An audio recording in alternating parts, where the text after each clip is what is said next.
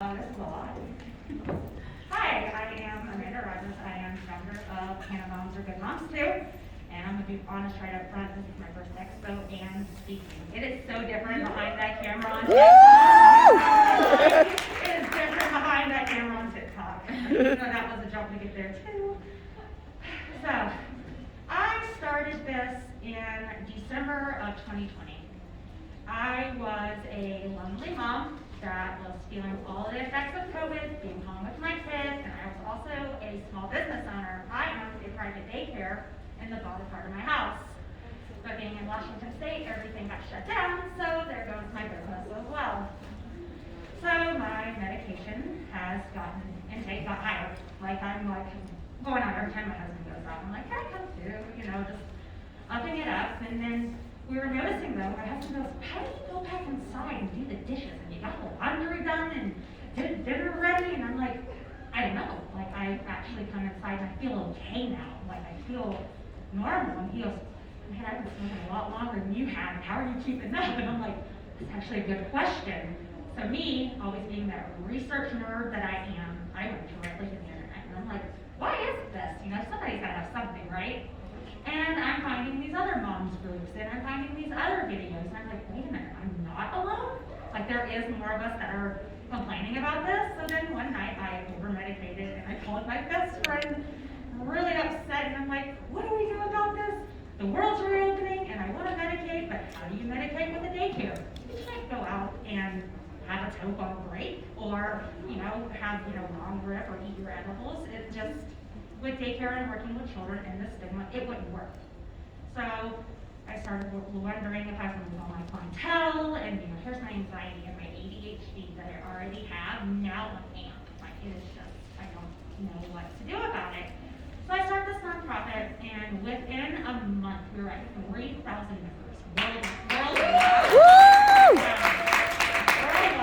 Right now Australia is huge in our group, and it's fantastic because they just became legal over there. So all these moms are like, yeah, and it's like, yes, another country. It just makes it kind of cool to know that somebody else way out there is also rooting for us here too. Anyways, so I started the group, and then within, like I said, a couple of months, we had 3,000 members, and we got all of these moms going, well, I use it for this, and I don't have any friends, and I'm like, well, that's not fair because I use it for this. What if they can relate? And then so I started having other moms do their Me Too stories, and then everybody was like, well, what about sessions? So I opened up a Discord, and I've broken down each state by section, by counties. I've broken down each state and all over the United States, all over the countries, and I now have moms that are messaging me and husbands buying them retreat tickets because this group has pulled them out of a depression, has given them somebody to talk to when they feel lonely in the middle of the night. Kids are driving you insane and you need to step outside for a second, but you don't want to go by yourself because you need somebody to complain to while you're medicating. So,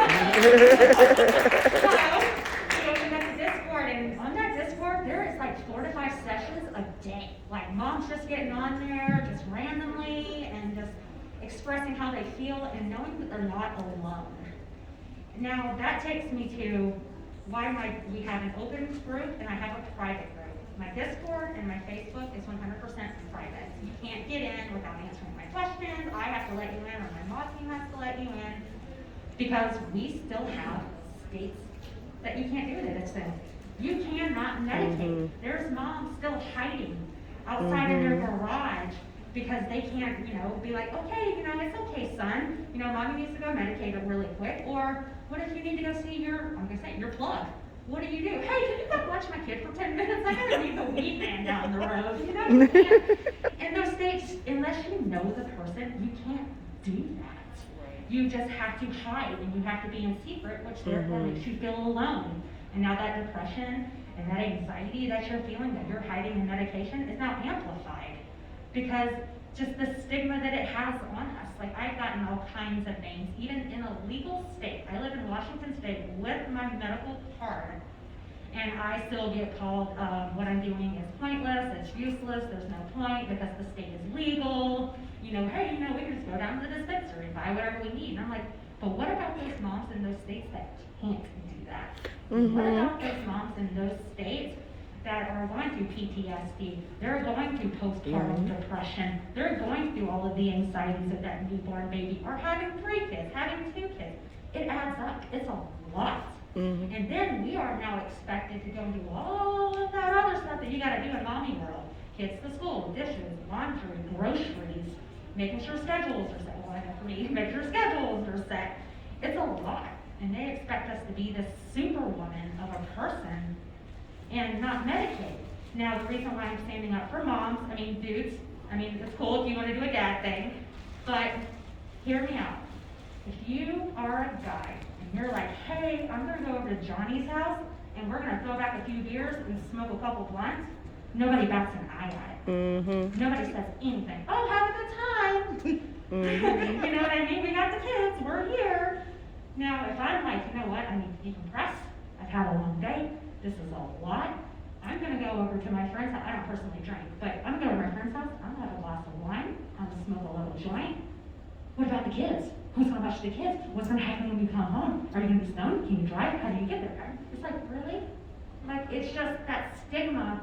It bothers me so bad when I just see these moms that can't find their medication. They can't take their medication. They have just everyday jobs. That's something that is a high-stress job, that they should be able to take an edible and just bite the corner off of it, just to get that level, just to get that mellow. Yes. But no, but you can't. You know, it's just that stigma and the discrimination against it, and then adding us as female, that just adds everything on top of it, and then you add us as a mom, and now we're horrible moms. Well, here I am now owning 2 businesses, one's a nonprofit worldwide, speaking at an expo for the very first time, medicated. So. Woo! I do not have, I originally had somebody taking my other side, so this 45-minute slot got really big. So I wanted to do like a Q&A, or if you guys wanted to mix and mingle and ask questions of anything with my nonprofit, I'm open for it. Yes. What's the name of your nonprofit? How long have you been in business? Oh, Canna Moms are good moms too. And we started in December of 2020 as a group that turned into a nonprofit like 2 months later, because I saw how big that it got, and that's something that happens in our mom group is we have a lot of weed mom groups out there. Like there's a lot of us. There's a lot of us.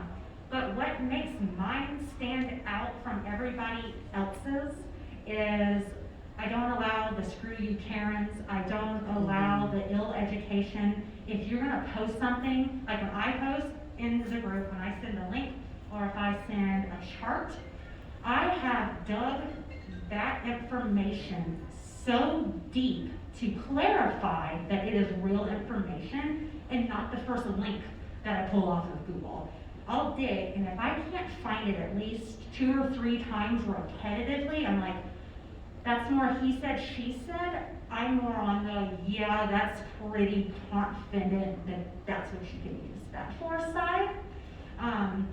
Like we had a conversation the other day, and somebody goes, well, how do you deal with people that don't understand this? We probably educate them. You know, at the top of my group, I've got charts and links, and I've even got a chart that breaks down where the cannabinoids are in your boobs, naturally, where they are, and they come in, breaks down. And then I also have charts that shows when you do consume, how quick your body breaks it down before it even gets to your breast with the baby anyways. So by the time it even gets there, I think it was like 0.3% or 0.5%. It's nothing. I mean, it's essentially the same amount that you already have naturally produced in there. Anyways, you're just amplifying it a little bit more like a booster, like a little texture booster pretty much with it. But yeah, I'll check all information. Like when people try and post links and things, I'll double check it before we let it into the group. Because I'm not a normal mom group. I let in some funny memes and some funny posts. But my group is a movement. I want you to come into my group, and I want you to see these moms saying, me too. This is me with my kid. This is how I medicate. Look what I can do. Or I want somebody to come in and say, hey, I have this ailment. You know, what do you recommend? Like, and they know we're not doctors. We make that very clear. This is all based on other things that people have done because there is no real education on it right now for us to break it down. And that's what it is. We're a movement. We're not just some mob group that come in and just, trying to think of a nice way to say it. Some of the memes that are out there is what I'm trying to stay away from, like the word of the use of marijuana. I don't like that word. I don't use that word. I try to refrain from the world only because of the Stigma. what's the word I'm looking for? Discrimination behind it, like how that word is. Like we shouldn't be using that word in our vocabulary. Like there's a lot of TikToks that I will miss out on, the trends, because I refuse to use that word. Because I want everyone else to know why. Like why doesn't she use that word? It's derogatory.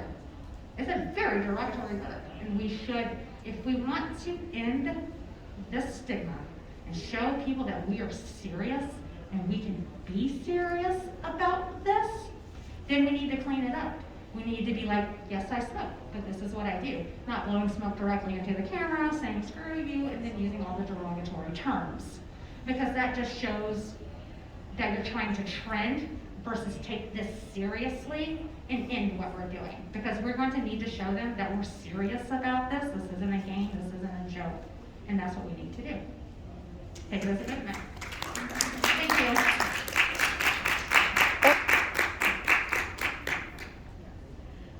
Hi, Claudia from Washington. Yes. I would love to hear more about this retreat happening next year in June.